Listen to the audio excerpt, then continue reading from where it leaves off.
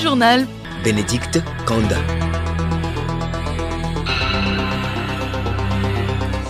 Madame, Monsieur, bonjour et bienvenue dans ce Midi 30. Affaire d'enlèvement du chroniqueur béninois Steve Amoussou, le procureur de la République apporte des éclaircissements. Les détails à suivre dans un instant. Le chien est un animal de compagnie à l'homme. Il est à l'honneur ce 26 août. Occasion de parler de l'attention et des soins qu'il faut lui apporter. Guerre au Soudan, des drones sont désormais utilisés, touchant des zones jusque-là épargnées par le conflit. C'est selon un rapport d'une ONG spécialisée dans la collecte, l'analyse et la cartographie de données sur le conflit. Et puis l'actualité sportive, c'est à 13h dans le magazine des sports.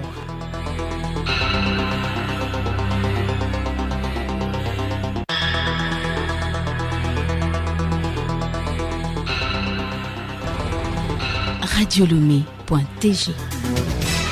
C'était là le sommaire, voici le journal. Affaire Steve Amoussou, la justice togolaise apporte des éclaircissements. Deux présumés complices de l'enlèvement du chroniqueur béninois Steve Amoussou ont été à leur tour arrêtés suite à une enquête judiciaire. Par ailleurs, 3 des 4 acteurs principaux de cet acte sont actuellement recherchés. Geneviève Pogno. Selon le communiqué rendu public par le procureur de la République, Talama Mawama, Steve Amoussou, de nationalité béninoise, a été enlevé le 12 août dernier à Lomé au quartier Adidogomé et conduit vers une destination inconnue par des individus non identifiés. Alors que le susnommé, établi au Togo depuis plusieurs années, est sorti de l'immeuble où il habitait pour une course, il a été appréhendé non loin de là par 4 individus qui visiblement y étaient en affût. De force, ces individus l'ont embarqué dans un véhicule d'immatriculation béninoise, puis ont roulé en direction de la frontière togolaise du côté est. Les autorités policières togolaises ayant été avisées ont aussitôt lancé des recherches qui n'ont pas permis de retrouver les ravisseurs et leurs victimes.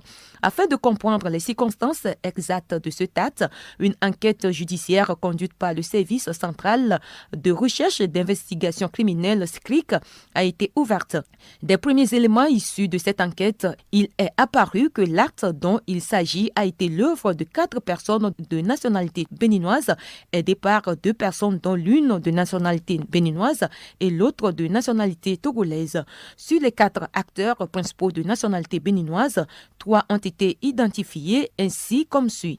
Nyadao Jimmy, athlète des arts martiaux, Wanilo Medegan, directeur général de l'Agence nationale de sécurité des systèmes d'information et athlète de MMA, Bagidi Todedokpo, Yohan Géraude alias Jojo, membre du staff et manager de l'artiste béninois Vano Baby.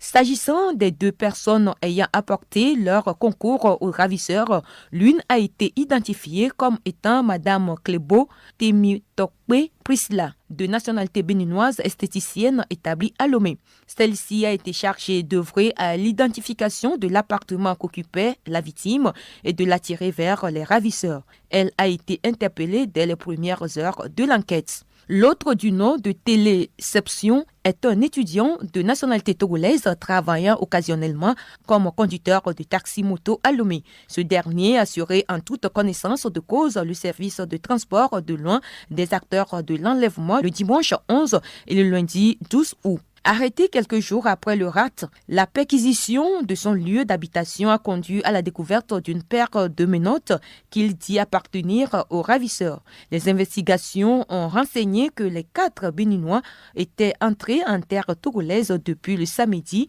10 août 2024 et ont eu le temps de faire le repérage nécessaire à leur opération. Ces faits commis sur le territoire togolais en violation flagrante du droit international des règles en matière de coopération pénale internationale s'analysent en l'incrimination d'enlèvement ou séquestration au sens des articles 283 et 284 du nouveau code pénal. C'est ce qui a justifié et commandé l'enquête judiciaire à l'issue de laquelle Dame Klebo Temitokwe Priscilla et Téléception ont été présentés au parquet de grande instance de Lomé vendredi le 23 août dernier. L'enquête préliminaire et l'interrogatoire des 2 suspects au parquet ont mis en évidence des éléments à charge quant à leur concours à la commission des faits susvisés. Une information judiciaire a été requise pour faire d'enlèvement et complicité d'enlèvement. Les 2 suspects ont été aussitôt inculpés de complicité de cette infraction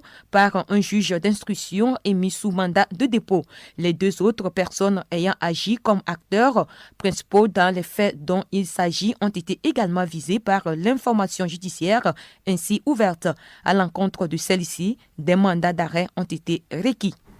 Merci à vous, Geneviève Pognon. Également dans l'actualité, les acteurs impliqués dans la gestion des marchés publics améliorent leurs connaissances depuis ce matin à Lomé.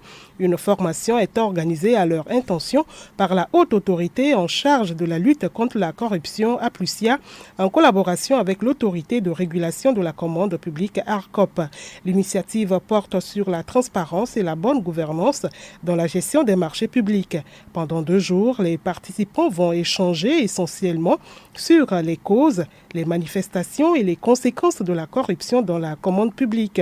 Ils vont aussi revisiter les tests qui régissent le secteur et s'enquérir des recommandations pour mieux gérer la commande publique. Le journal Bénédicte Kanda. Hors du Togo, dans l'est de la RDC, des combats ont repris après 3 semaines d'accalmie. Des affrontements ont été enregistrés hier entre l'armée congolaise, appuyée par des groupes locaux, et les rebelles du M23, soutenus par le Rwanda. Ces combats se déroulent dans le territoire de Lubero, sur l'axe nord de la province du Nord Kivu. Pour l'heure, il est encore impossible de savoir qui contrôle la zone. La société civile craint la poursuite des combats sur cet axe qui mène vers Butembo et Beni, 2 grandes villes et carrefours commerciaux du Nord Kivu. D'autres combats ont aussi lieu dans le Rutshuru et dans le territoire de Massissi. Au Soudan, la situation est encore loin de la désescalade. Alors que les discussions à Genève n'ont pas abouti à un cessez-le-feu, l'utilisation de drones s'étend plus profondément dans le pays. Les zones jusque-là épargnées par le conflit sont désormais touchées. Ce sont les conclusions d'un rapport d'Aclid, une organisation non gouvernementale spécialisée dans la collecte, l'analyse et la cartographie de données sur les conflits. Juliette Kamdé. Depuis le début de la guerre, de plus en plus de drones de combat sont déployés au Soudan. Au total, 280 frappes ont été conduites par l'armée soudanaise, dirigée par Abdel Fattah al-Burhan, selon l'ONG ACLED, et 98% d'entre elles ont visé l'État de Khartoum. De l'autre côté, les paramilitaires des forces de soutien rapide, FSR, menés par Emeti, ont mené au moins 10 frappes de drones. Des chiffres qui pourraient être revus à la hausse selon l'ONG.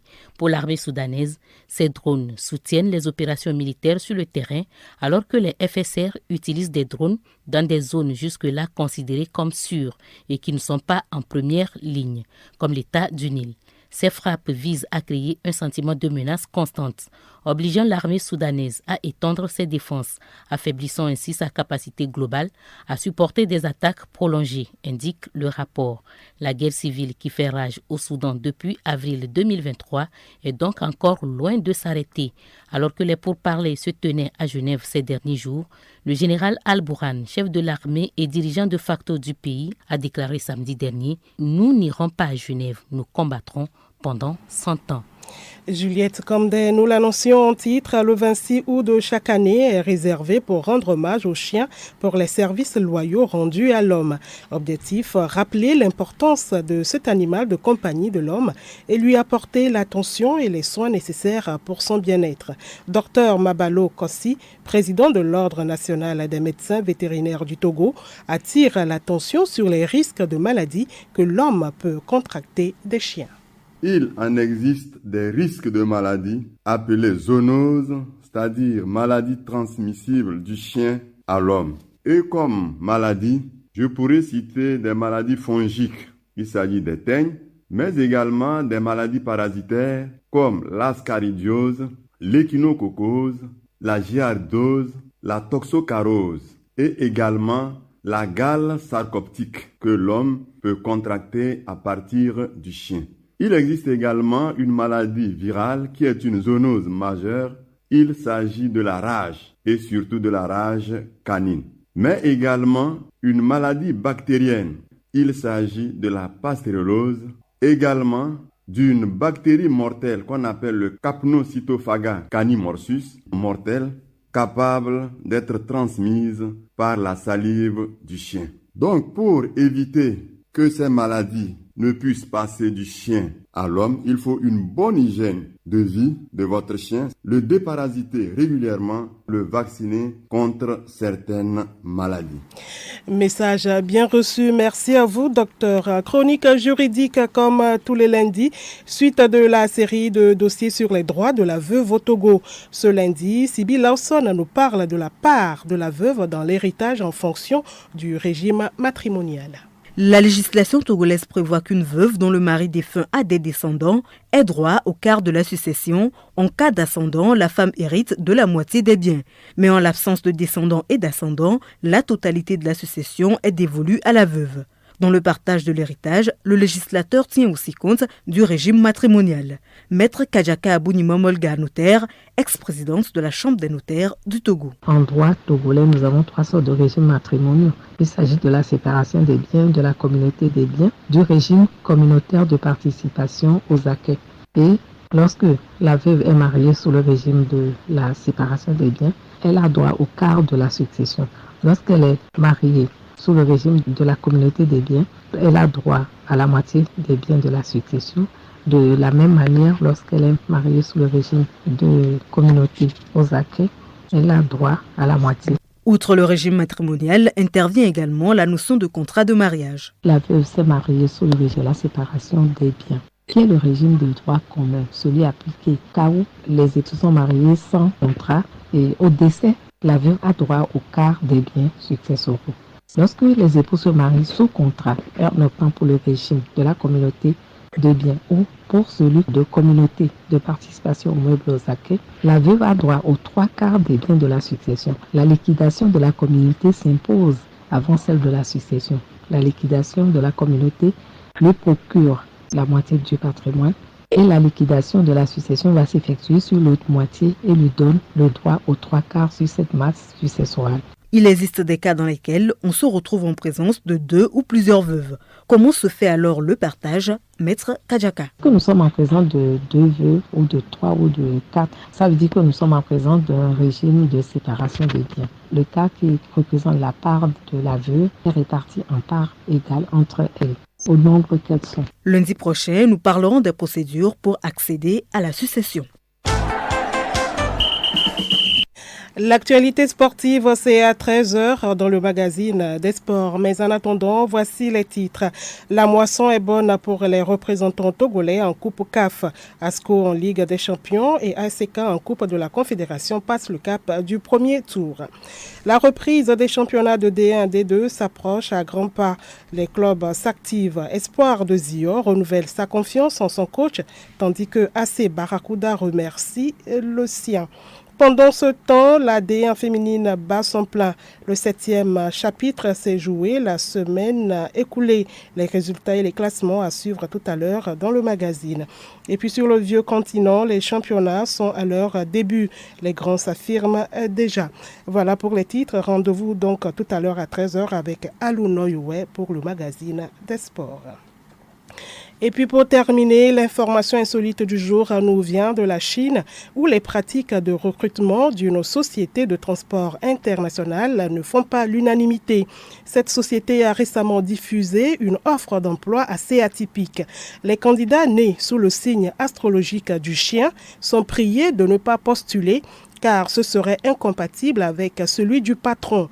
Donc, pour intégrer son entreprise, un bon CV ne suffit pas. Cette restriction est imposée par le patron de l'entreprise, né sous le signe du dragon, qui estime que ces 2 signes ne sont pas compatibles. Il faut dire qu'en Chine, l'importance des signes astrologiques dépasse largement celle observée en Occident. Ce système qui mêle croyances et traditions influence profondément la vie quotidienne.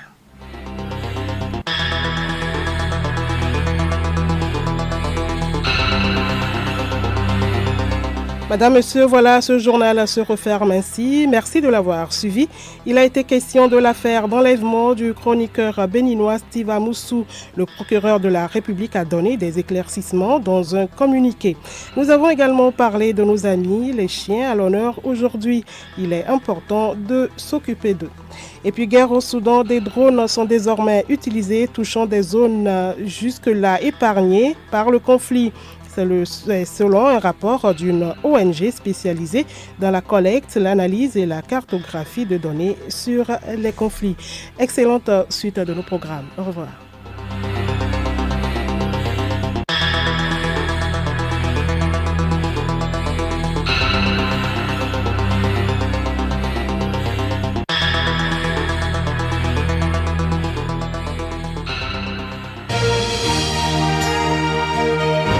Radio Lomé, boîte postale 434, email radiolomé@radiolomé.tg.